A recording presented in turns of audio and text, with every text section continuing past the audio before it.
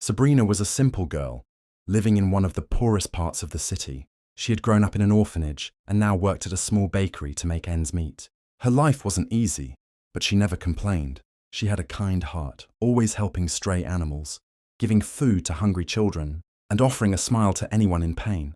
Though she lived in poverty, she was rich in compassion. One rainy evening, while walking back home from work, she took a narrow alley to avoid the flooded main road. As she passed a row of overflowing garbage bins, she saw something unusual. A man, unconscious, soaked, lying near the dumpster. His expensive suit was stained, his face bruised, and the stench of alcohol hung heavy in the air. Startled, Sabrina moved closer. "Sir, are you okay?" she asked, gently shaking him. The man groaned, barely lifting his head. "Leave me, I have nothing left," he muttered before passing out again. She looked around. No one in sight. Most people in her area would walk past without a second glance.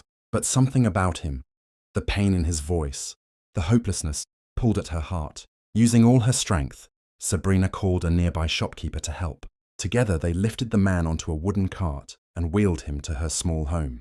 It wasn't much, a single room with a bed, a broken fan, and a small stove, but it was clean and safe. She cleaned his wounds, changed his wet clothes, and let him rest on her bed while she slept on the floor.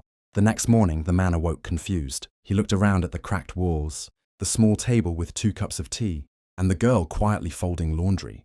Where am I?" he asked groggily. "You're safe," she said softly.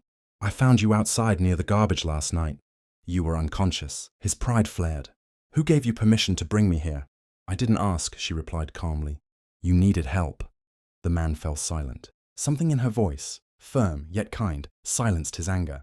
He looked at his clothes, now neatly folded, and the bowl of hot soup waiting for him. "My name is Sabrina," she added. "You don't have to stay, but you shouldn't leave without eating something." He didn't answer. He ate quietly.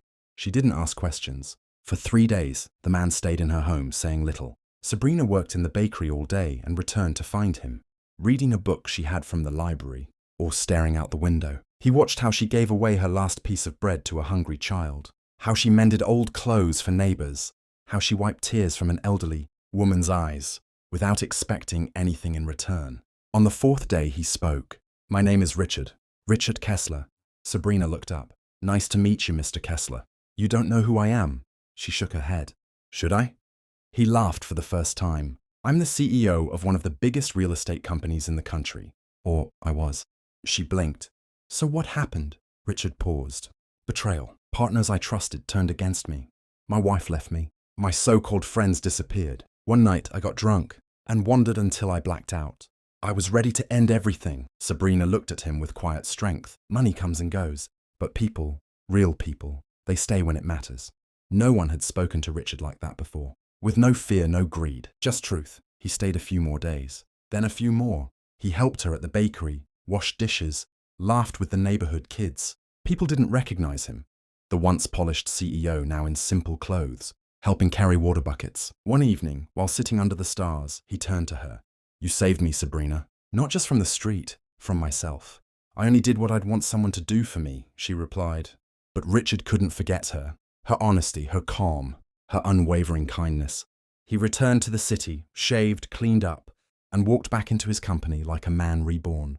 He faced those who had tried to destroy him, reclaimed his seat, and made changes. But this time his heart was different. He didn't forget Sabrina. A month later, a fancy black car pulled up outside her bakery. Sabrina, now wearing a flour-stained apron, stared as the man in a crisp suit stepped out. "Mr. Kessler?" He smiled. "I told you, just Richard." He offered her a position, not as a favor, but as a partner. "I need someone who reminds me of what matters. Come help me build something real." At first, she refused. "I don't belong in your world." Richard shook his head. "Then I'll build a world where you do." The news shocked the city. A millionaire CEO was seen working with a poor girl from the slums. Rumors flew, but Richard didn't care. He knew what they didn't, that Sabrina had something no money could buy, a heart full of grace. Months passed. Together they built not just businesses, but shelters, schools, and food programs. Sabrina's ideas became the soul of Richard's empire. Slowly, love bloomed between them, silent, gentle, and deep. One day, Richard held her hand and said, "You found me in the trash and gave me back my life. Let me give you mine." Tears filled her eyes. "Only if we keep helping others." They married in a simple ceremony, attended by the people who mattered: children, neighbors, bakery workers. In the end, it wasn't the money, the business, or the fame that defined Richard and Sabrina. It was one quiet act of kindness on a rainy night, and the miracle that followed.